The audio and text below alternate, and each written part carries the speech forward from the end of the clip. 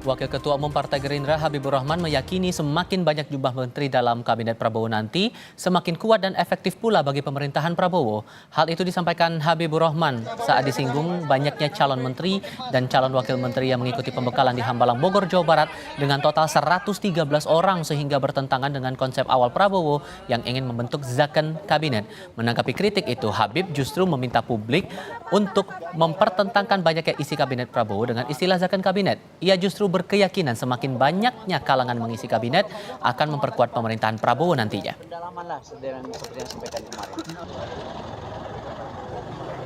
Jangan selalu mempertentangkan ya antara jumlah yang besar dengan statement bahwa hal tersebut bertentangan dengan prinsip kabinet profesional, kabinet yang kerja. Enggak, sama sekali tidak, gitu kan?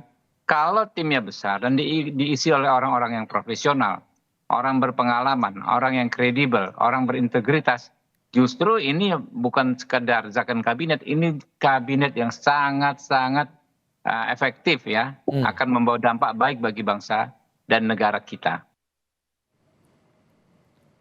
Presiden terpilih Prabowo Subianto dan wakilnya Gibran Rakabuming Raka sudah merampungkan pembekalan kepada para calon menteri, wakil menteri, dan kepala badan pemerintahan selama 2 hari di Hambalang.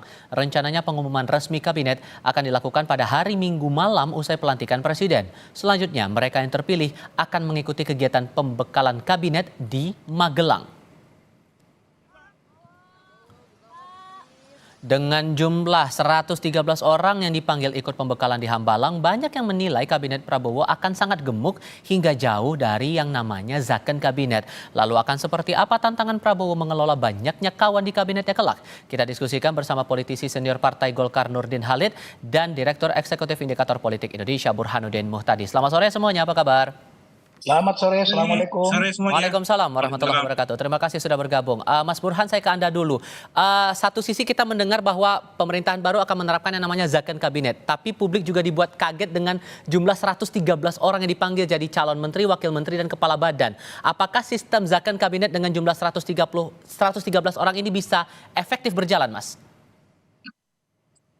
Ya, ada dua ya yang menjadi titik kritis dari publik. Pertama adalah jumlah yang terlalu besar. Yang kedua adalah nama-nama yang dipanggil itu secara sekilas belum memberi semacam optimisme bahwa nama tersebut punya semacam meritokrasi, kompetensi, dan integritas yang memadai. Jadi dua itu. Meskipun lagi-lagi konsep zakon kabinet itu kan satu konsep yang menurut saya too good to be true ya. Bahkan pada masa Presiden Soekarno pun usianya tak lebih dari setahun. Karena tadi tidak didasarkan pada semangat untuk mendapatkan dukungan politik yang memadai. Jadi semata-mata profesional, tetapi kalau tidak mendapatkan backup politik pada masa kabinet Juanda, itu usianya hanya sebentar. Nah, prinsip zakon kabinet itu dua ukurannya. Pertama adalah apakah orangnya tepat atau tidak, right man atau tidak. Yang kedua, orang yang tepat, orang yang punya meritokrasi, punya kompetensi, punya kapasitas, tetapi kalau ditempatkan di tempat yang salah juga tidak tepat. Itu juga tidak memenuhi prinsip zakon. Jadi right man in the right place. Itu prinsip zakon kabinet. Nah, pertama saya ingin masuk sedikit dari sisi jumlah, Diva. Oke. Jumlahnya memang terlalu raksasa. Nah, dalam prinsip manajemen modern, semakin banyak pintu yang harus dilalui, semakin panjang proses keputusan itu diambil. Itu contoh misalnya Kemendikbudristek, Kementerian Pendidikan Menengah dan Dasar ya. Itu clear. Itu kan pecahan dari Kemendikbud, Dikti dipecah jadi 3, ada Kementerian Kebudayaan, ada Kementerian Dikdasmen ya, Pendidikan Dasar dan Menengah, dan ada Kementerian Tinggi, Pendidikan Tinggi. Nah, kalau dipecah jadi 3, itu cuma ada 2 dirjen yang tersisa untuk Dikdasmen. Yang konon katanya buat Pak Abdul Mukti ya, seperti pengakuan Pak Abdul Mukti. Nah, kalau kemudian Wamen 2, Dirjen 2, Menteri 1, dirjennya cuma 2 nih. Wamennya ada 2, belum lagi Menteri. Itu proses pengambilan keputusan bisa jadi semakin rumit. Belum lagi kalau ditarik ke atas Kementerian Koordinasi. Jadi lagi-lagi ini proses pengambilan keputusan jadi tidak mudah nih buat Pak Prabowo kalau jumlah pejabat yang diangkat terlalu besar. Oke. Nah ini tantangan. Tentu kita harus kasih semacam benefit of the doubt. Mhm. Belum tentu tetap kejadiannya seperti teori yang kita pelajari Oke. dalam teori manajemen. Tetapi teorinya seperti itu. Kalau misalnya terbukti, saya tidak kaget. Kalau tidak terbukti, saya justru kaget. Oke. Ternyata betul nih, teori itu ternyata bisa dipatahkan oleh Pak Nah, Prabowo misalnya. eh, Tapi so far saya masih yakin teori itu mhm. akan benar. Kalau misalnya pintu yang dilalui terlalu banyak, proses pengambilan keputusan akan semakin panjang. Pak Nurdin, di internal Golkar sendiri melihat 113 orang yang bergabung jadi calon anggota kabinetnya Pak Prabowo ini sepakat atau tidak? Jadi kalau kita lihat ya, bahwa efektif atau tidak efektifnya sebuah proses kepemimpinan organisasi itu tergantung kemampuan manajerial dan pemimpinnya. Pak Prabowo, kita kenal beliau pernah memimpin di militer dan berhasil, track recordnya sangat bagus dan jago Kopassus memimpin pertempuran. Kemudian memimpin Partai Gerindra juga sudah kurang lebih tiga periode juga sangat bagus Gerindra. Berkembang terus, suaranya naik terus, dan sekarang bahkan menjadi presiden. Artinya bahwa kemampuan manajerial dari Pak Prabowo tidak perlu dilakukan dalam memimpin sekalipun itu jumlahnya 100, 150, atau 80 daripada kabinetnya. Mhm. Yang kedua, ini lebih fokus. Jadi saya berbeda dengan baru-baru ini ya. Kalau misalnya mengambil contoh Kementerian Pendidikan dan Kebudayaan, sekarang menjadi tiga. Justru dengan memisahkan antara pendidikan dasar, menengah, itu satu kementerian. Itu akan lebih fokus untuk mendidik bagaimana proses mencerdaskan bangsa ini melalui pendidikan dasar sampai kepada menengah. Mhm. Kemudian setelah itu di perguruan tinggi. Nah ini lebih fokus lagi, apalagi dengan kebudayaan. Jadi ini bukan justru memperpanjang proses pengambilan keputusan, ini justru memperkecil proses pengambilan keputusan sesuai dengan tupoksi masing-masing. Sehingga dengan demikian maka ini akan lebih fokus. Pendidikan dasar menengah fokus, kemudian perguruan tinggi fokus, kemudian kebudayaan lebih fokus Oke. lagi. Jadi pemisahan ini dan penambahan jumlah menteri itu tidak linear dengan bahwa ini tidak efektifnya Oke. proses proses pelaksanaan daripada kementerian-kementerian atau kabinet Pak Prabowo. Hmm. Justru mari kita lihat bahwa ke depan nanti insya Allah menurut saya ya, dengan rekrutmen SDM yang sekarang ini, SDM yang berkemampuan, berkeahlian, contoh 8 orang dari Partai Golkar. Coba mari kita lihat siapa-siapa coba ditunjukkan kepada saya, siapa yang dianggap tidak punya keahlian dan Hmm. tidak punya kemampuan untuk Tapi, melaksanakan tugasnya aha. sesuai dengan kementerian yang dipercayakan oleh Presiden Tapi saya mau Prabowo. coba lihat di sisi lainnya juga, karena kalau kita ingat Pak Prabowo sempat bilang jangan kalau ada menteri dari kalangan parpol, jangan sampai cari uang lewat APBN begitu. Nah, bagaimana Oh, kemudian parpol bisa menjamin kadernya di kabinet tidak memanfaatkan jabatan untuk mencari cuan dari APBN itu, Pak Nurdin? Oh itu Partai Golkar sangat setuju. Kemudian Ketua Umum Partai Golkar telah memberi arahan khusus kepada kader-kader Partai Golkar yang dipercayakan oleh Pak Prabowo, Presiden terpilih untuk menjabat sebagai menteri. Itu Ketua Umum Pak Bahlil telah memberikan arahan yang sangat tegas dan jelas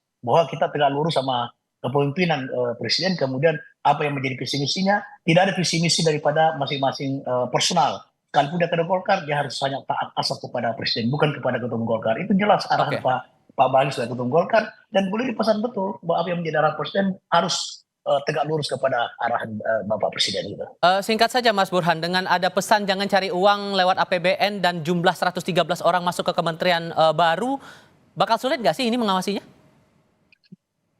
Iya, jadi pertama kalau ada kementerian baru itu proses adaptasinya tidak mudah ya, termasuk penyediaan anggaran, kantor, infrastruktur. Ada studi yang menunjukkan kementerian baru ketika dibentuk itu untuk penyediaan papan aja membutuhkan 2 tahun. Karena papan-papan nama kementerian tadi untuk sampai pada tingkat bawah itu tidak mudah. Belum lagi kerjanya. Hmm. Jadi ini saya bicara hal-hal yang empirik. Saya termasuk misalnya ya, kalau dikaitkan dengan soal statement, menurut saya bagus ya Pak Prabowo mengingatkan bahwa menteri-menterinya terutama yang berasal dari partai politik itu tidak memikirkan untuk mencari semacam rente ya, ketika Mhm. mereka mendapatkan tugas di dalam kabinet. Menurut saya statement itu berdasarkan fakta memang. Pada masa Pak SBY menjadi presiden, itu 6 menteri yang tercokok KPK itu 5 dari partai politik, hanya Oke. 1 yang non partai. Pada masa Pak Jokowi 6 menteri yang tersangkut kasus korupsi, 6-6-nya dari partai politik. Mhm. Ini fakta gitu, bahwa apakah misalnya ya ada situasi yang membuat menteri yang berasal dari partai politik itu dipaksa tanda kutip ya oleh institusi atau sistem politik yang membuat mereka harus mencari cuan Baik. dalam birokrasi. Nah, ini yang harus kita perbaiki. Tetapi faktanya memang 2 presiden terakhir banyak kementerian yang tersangkut kasus korupsi yang berasal dari partai politik. Oke. Dan menurut saya itu yang menjadi dasar mengapa Pak Prabowo mengeluarkan statement itu gitu. Pembuktian ini yang akan kita tunggu nanti saat pemerintahan Boris memang akan menjabat. Dan Pak Nurdin, apa yang bisa Anda jamin begitu untuk pemerintahan baru ke depan dengan jumlah yang terbilang cukup besar dari beberapa pihak melihat begitu? Tidak menjamin, tapi meyakini bahwa kemampuan manajerial Pak Prabowo dengan pengalamannya begitu panjang, baik di militer maupun di politik, maupun di eksekutif ketika jadi Menhan, itu tidak ada kekhawatiran kita bahwa insya Allah jumlah yang banyak, tapi akan fokus dan itu akan lebih efektif menjalankan daripada visi misi Presiden Pak Prabowo. Karena apa yang menjadi kenapa Pak Prabowo mengangkat begitu banyak menteri? Kan ini ingin fokus terhadap pelaksanaan implementasi janji kampanyenya, khususnya visi misinya yang telah disampaikan kepada masyarakat. Contoh misalnya pemisahan antara koperasi dengan UKM. Saya sebagai Ketua Dewan Koperasi Indonesia sejak dulu meminta kepada Presiden untuk memisahkan antara membina UKM dengan membina koperasi. Karena itu hal yang berbeda. UKM dibina untuk berkoperasi, tapi UKM itu bukan koperasi gitu. Nah, oleh karena itu maka dengan pemisahan ini itu Dekopin sebagai wadah mitra strategis pemerintah dalam membangun koperasi Indonesia itu sangat gembira dengan pemisahan itu. Itu contoh saja. Gitu. Pak Nurdin Halid dan Mas Burhanuddin Muhtadi, terima kasih banyak sudah hadir dalam diskusi kami kali ini. Selamat sore. Terima kasih semuanya.